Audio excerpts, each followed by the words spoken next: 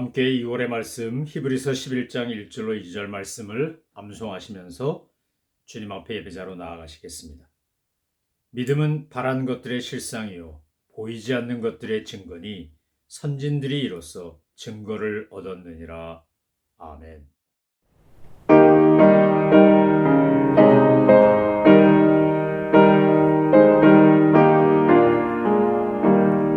주와 같이 길 가는 것 즐거운 일 아닌가. 우리 주님 걸어가신 발자취를 밟겠네. 한 걸음 한 걸음 주 예수와 함께 날마다 우리 걸어가리. 어린아이 같은 우리 미련하고 약하나 주의 손에 이끌리어 생명길로 가겠네. 한 걸음 한 걸음 주 예수와 함께 날마다 우리 걸어가리. 꽃이 피는 들판이나 험한 골짜기라도 주가 인도하는 대로 주와 같이 가겠네. 한 걸음 한 걸음 주 예수와 함께 날마다 우리 걸어가리. 옛 선지자의 똑같이 우리들도 천국에 들려 올라갈 때까지 주와 같이 걷겠네. 한 걸음 한 걸음 주 예수와 함께 날마다 우리 걸어가리.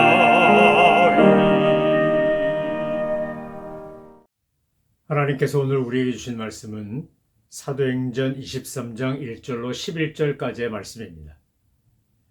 우리는 인생을 살면서 불확실성, uncertainty라고 하는 것을 경험하며 삽니다.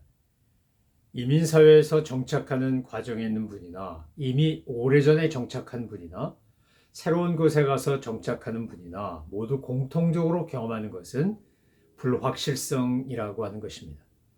더더구나 현대사회는 굉장히 빠른 속도로 변화하고 예전에 예상도 못했던 일들을 경험합니다.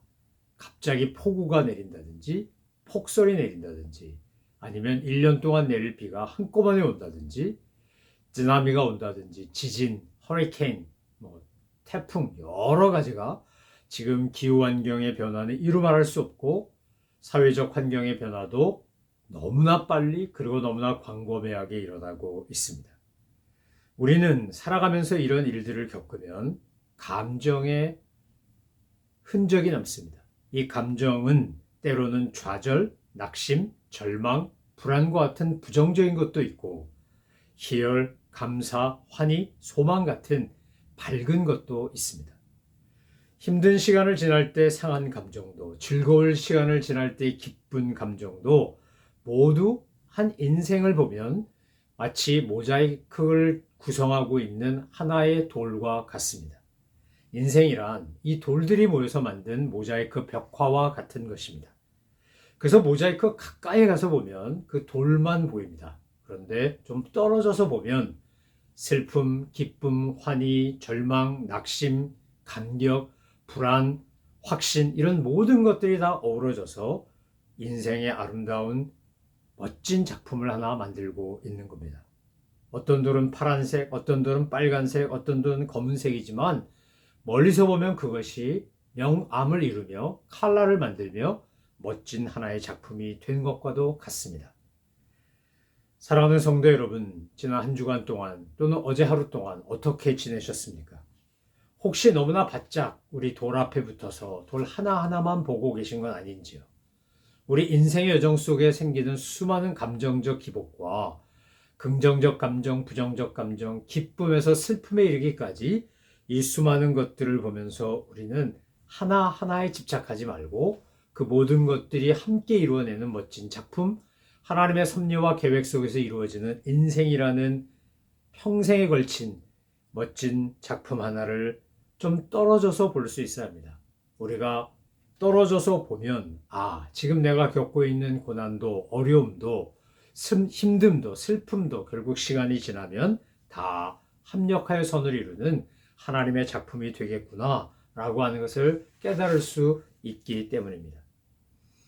우리가 오늘 본문 말씀을 통해서 발견하는 건 뭡니까? 사도 바울도 이런 인생의 기복과 사건들을 통해 자기 삶의 한 모자이크들을 모아 하나님이 원하시는 이방인의 사도라고 하는 멋진 작품을 만들고 있다는 겁니다.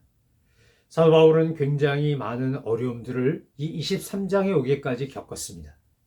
매우 위험한 상황과 바울을 죽이려고 와 폭동을 일으키는 살벌한 분위기의 군중들과 또 로마 군인들로부터 하마터면 고문을 당할 뻔했던 위기와 이런 모든 것들 속에 지금 드디어 산헤드린 공의회 앞에 서 있는 겁니다.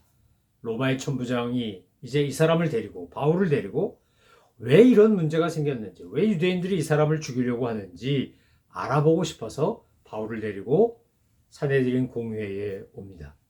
산헤드린 공의회는 유대인들의 최고 대표 기관, 권위 있는 기관인데 거기에는 70명으로 구성되어 있었고 바울도 개종 이전에는 산헤드린 공의회 회원 중에 한 명이었습니다. 산헤드린 공의회는 크게 사두개파와 바리새파로 구성되어 있었는데 사두개파는 소수였고 바리새파는 다수였습니다. 사두개파는 굉장히 자유주의적이고 정치적이고 현실적인 사람들입니다. 그래서 그들은 초자연적인 것을 믿지 않습니다. 천사, 마귀, 영혼, 부활, 영생 이런 거 믿지 않습니다. 그들은 오직 관심이 이 땅에 있고 그들이 이 땅에서 누릴 수 있는 이익에만 관심이 있습니다. 반면에 바리새파 사람들은 율법을 엄격히 지키고 부활, 천사, 마귀, 영혼 같은 초자연적인 것을 믿고 그리고 그 예정론도 믿습니다. 그러면서 그들은 열심히 율법을 가르치는 사람이었습니다. 사도 바울은 사두개파가 아닌 바리새파 사람이었습니다. 22장 30절에 보면 천부장 글라우디오 루시아가 유대인들에게 왜 이 사람을 송사하고 죽이려고 하는지를 알기 위하여 표면적인 이유는 그것 때문에 바울을 데리고 산헤드린 공회에 왔지만 하나님께서 역사하시는 내면적 이유를 보면 하나님께서 바울을 통해 유대인의 최고 기관이라고 할 수 있는 산헤드린 공회에서도 그가 간증하며 복음을 선포하도록 하시는 것입니다. 사도행전 21장 33절로 이하에 보면 치안 책임자인 이 천부장 글라우디오 루시아의 경우에는 왜 이런 문제가 생겼는지를 알아야 앞으로 치안을 잘 유지할 수 있으니까 그래서 바울을 데리고 산헤드린 공회에 와서 대답을 듣고자 한 것입니다. 바울을 고문하며 사실을 알아보려고 하다가 바울이 로마 시민이라는 것 때문에 그렇게 할 수 없어서 이제 아예 유대인의 가장 최고 법정이기도 하고 대표 기관에 데리고 온 것입니다. 23장 1절에 보면 사도 바울이 재판석에 서서 한 첫 번째 말이 무엇입니까? 바울은 자신이 율법 문제 때문에 법정에 섰다는 것을 이야기합니다. 왜 그렇습니까? 지금 그 자리에 있는 많은 바리새파 사람들이 바울을 돕고 지지하도록 하기 위한 것도 있고 정말 율법이 말하는 것을 그가 재해석하고 정말로 율법이 원하는 것이 무엇인지를 이야기함으로써 믿음의 길로 산헤드린 공회 회원들도 나오도록 하려고 했던 것입니다. 그가 얼마나 하나님을 열심히 섬겼고 그가 율법에 열심히 한지를 이야기하며 일종의 양심 선언을 하는 겁니다. 그가 율법에 충실했었다라고 하는 선포를 통해 그들이 지금 율법적인 것으로 자기를 공격할 수 없다는 사실을 말하고자 하는 겁니다. 1절로 5절에 보면 바울과 대제사장 아나니아가 논쟁을 하고 대립합니다. 왜 대제사장 아나니아와 사도 바울이 대립한 것입니까? 왜 다툰 것입니까? 대제사장은 어떻게든지 사도 바울이 신성모독과 영적인 교만의 극치에 달했다고 공격해야, 그래야 예수님을 십자가에 못 박은 것처럼 바울도 신성모독죄로 공격할 수 있고 얽어맬 수 있었기 때문입니다. 반면에 바울은 대제사장의 위선과 인권 침해에 대해 반발하며 조롱합니다. 그리고 이 대제사장이 바울의 입을 치라고 했을 때 내가 뭔데 나를 치냐라고 하다가 그가 대제사장이라고 하니까 그 성직에 대한 권위를 인정하며 물러섭니다. 여러분, 우리는 의견을 가지고 비판할 수 있습니다. 그런데 성직 자체는 신성한 겁니다. 권위는 절대적으로 필요합니다.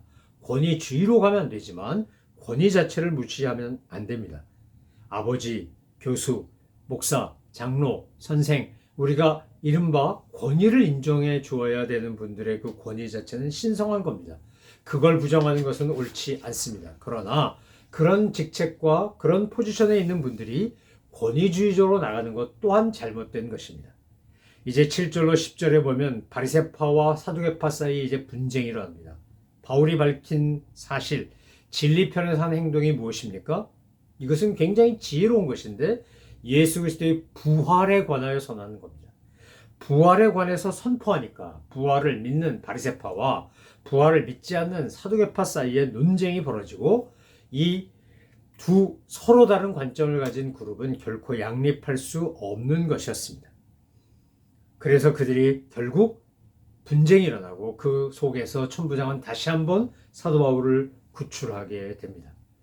바울이 사내들인 공회 앞에서도 담대하게 외쳤던 진리, 그리고 예수님의 부활, 그분이 구세주라고 하는 것, 자기는 율법의 수호자였으나 예수님을 만나고 난 다음에 율법이 아닌 복음의 수호자가 되었다는 사실을 이야기합니다. 그리고 11절에 보면 바울과 함께 하시는 주님의 이야기가 나옵니다. 주님은 우리가 바울처럼 고난 중에 있을 때, 곤란할 때 우리에게 찾아오시고 위로하시고 용기를 주시며 격려하시는 분입니다. 우리의 모자이크 돌만 보지 말고, 우리가 정말 한 부분만 보지 말고 좀 떨어져서 바라보면 전체 그림이 보이는 것처럼 하나님께서는 우리를 그렇게 격려하시고 위로하시는 겁니다. 지금 고난을 당하고 고통을 당하고 어려움을 당하지만 이것도 멋진 작품 중에 한 부분이란다. 낙심하거나 절망하지 말아라 라고 이야기하는 겁니다. 사도 바울에게 주님은 사도행전 18장, 23장, 27장에서 계속 찾아오셔서 격려하십니다. 저는 저와 여러분에게 이런 은혜가 있기를 소망합니다. 그래서 정말 곤고하고 외로울 때, 힘들 때 찾아오신 주님을 경험하고 주님이 주신 위로와 약속을 믿고 믿음으로 승리하며 나아가는 우리 모두가 되기를 소망합니다. 사도 바울은 그가 유대교의 수호자고 율법의 수호자로만 살았다면 이런 고난, 이런 고초 당하지 않았을 것입니다. 우리도 주님 때문에 당하는 고난이 있습니다. 주님 때문에 당하는 어려움이 있습니다. 그러면 도리어 감사하시고 기뻐하십시오. 사도 바울은 이런 고난을 마다하지 않았고 이런 고난이 올 때마다 내가 예수의 흔적을 가졌노라라고 기뻐했습니다. 여러분, 하나님의 연단, 하나님의 계획 속에서 우리는 사실은 고난의 시간을 통하여 더 멋진 작품으로 만들어지는 것일 뿐만 아니라 그 고난 속에서 본질과 비본질을 구분하게 되고 어떻게 하는 것이 가장 선하고 귀한 것인가를 깨닫게 됩니다.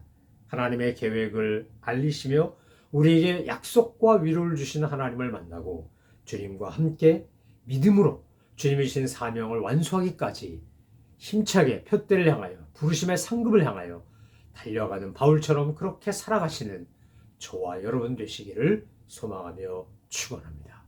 기도하겠습니다. 하나님 아버지, 사도 바울은 군중들 앞에서도 사내들인 공회 앞에서도 변함없이 담대하게 그리고 분명하게 진리를 선포하고 하나님의 말씀을 증거하고 예수 그리스도의 구세주 되심과 부활의 역사적 사건을 증언했습니다. 주님, 저희들도 부활의 증인으로 예수님의 제자로 복음의 증인으로 살아가는 저희들 다 되게 하여 주옵소서. 감사드리며 예수님의 이름으로 기도 올려옵나이다. 아멘. 하늘에 계신 우리 아버지, 아버지의 이름을 거룩하게 하시며 아버지의 나라가 오게 하시며 아버지의 뜻이 하늘에서와 같이 땅에서도 이루어지게 하소서. 오늘 우리에게 일용할 양식을 주시고 우리가 우리에게 잘못한 사람을 용서해 준 것 같이 우리 죄를 용서하여 주시고 우리를 시험에 빠지지 않게 하시고 악에서 구하소서. 나라와 권능과 영광이 영원히 아버지의 것입니다. 아멘.